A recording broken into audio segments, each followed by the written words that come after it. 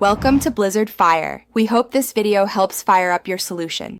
Safe mode starts Mac OS with minimal drivers and no login items. This helps isolate software conflicts and identify startup problems.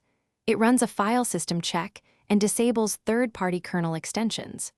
Safe mode also prevents automatic login items from launching after you sign in. Apple Silicon and Intel Macs require different startup sequences to reach safe mode. I will explain each sequence step by step and how to confirm that safe mode is active. Shut down your MacBook Air completely before starting the process. Press and hold the power button for about 10 seconds until startup options appear. When options show, select your startup disk to highlight it on screen. Then press and hold the Shift key while you click Continue in safe mode. Keep holding Shift until the login window appears on screen for confirmation. Release Shift and sign in to complete safe mode startup and begin troubleshooting tasks safely. Shut down or restart your Intel MacBook Air to begin entering safe mode.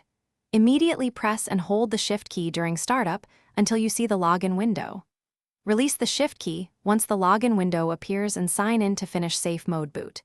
To confirm safe mode, check for Safe Boot text on the login screen or open system information and look for Safe Boot status.